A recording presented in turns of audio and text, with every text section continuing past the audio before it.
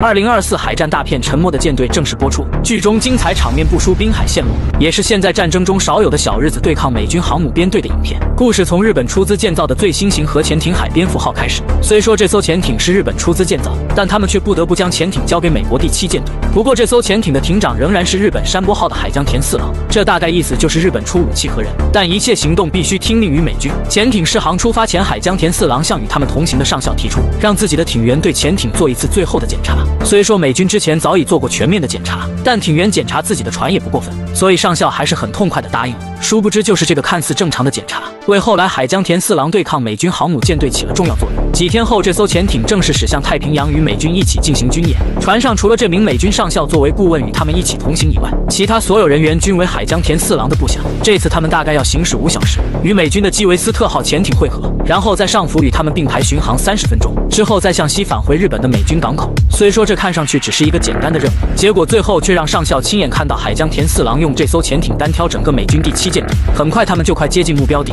这时海江田四郎和部下却隐隐感觉等着他们的应该不止基维斯特号这一艘潜艇，肯定还有其他潜艇在周围埋伏，试图捕捉他们的声纹。接着声纳就发现有目标靠近，他们通过声纹分析，正是基维斯特号攻击型核潜艇，这让上校不由得感慨到他们这艘潜艇的先进程度，竟然比美军早一步发现目标。随后海江田四郎让手下开启主动声纳，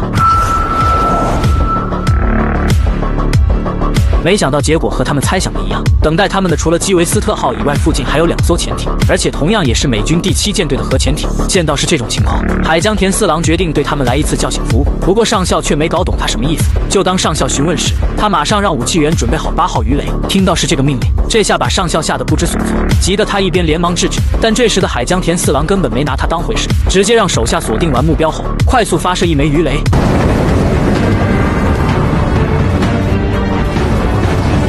很快，基维斯特号声纳就发现有鱼雷来袭，这位艇长怎么也不敢相信，一艘刚下水的新舰竟然敢对他们发起攻击。他立即下令让潜艇右满舵全速前进，可一时间潜艇想从静止状态快速改变航线，恐怕是没这个时间躲避鱼雷了。很快，鱼雷离他们越来越近，见来不及了，艇长只能立即让所有船员做好防撞姿势，直面这次攻击。但他们怎么也没想到的是，就在鱼雷离潜艇只有5米半时，他竟然自爆了。原来这只是一枚音爆鱼雷，音爆产生的冲击波让美军声纳员痛苦不堪。也就在这间隙，海江田四郎下令让潜艇快速向着深海驶去。几分钟过后，美军声纳就彻底丢失了目标，这把美军艇长气得差点饮恨西北。而海蝙蝠号内上校因为海江田四郎刚刚的行为，决定强行解除他对海蝙蝠号的指挥权。不过这时艇上却没一人听命于上校，艇员都纷纷起身与艇长共同面对他。见此情形，他只能毫无反抗地被艇长卸下手中枪，随后被艇长控制起来。很快，夏威夷太平洋舰队司令部就收到海蝙蝠号叛逃的消息，同时日本内阁对海蝙蝠号事件也做出了研究。他们首先考虑的是如何与海蝙蝠号的行动撇清关系，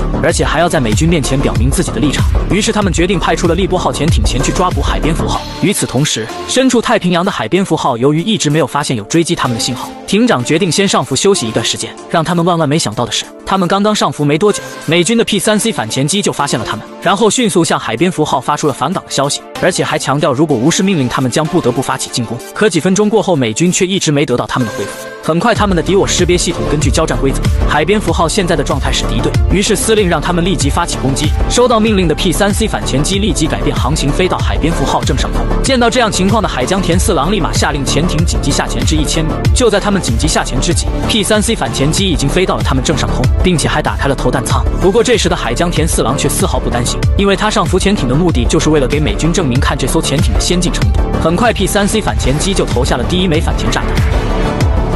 瞬间海面就发生了大爆炸。不过好在海蝙蝠号下潜的速度够快，潜艇只受到了轻微的震动，但他们知道还有第2波攻击，于是艇长让他们现在以全速向1000米前去。接着第2枚炸弹很快就被投下，这次爆炸产生的冲击波却没让他们受到半点影响，可见这艘潜艇下潜的速度有多快。没办法，美海军司命为了不让这艘潜艇威胁到美国，只能通知第7舰队航母战斗群，让整个舰队去捉拿海蝙蝠号潜艇。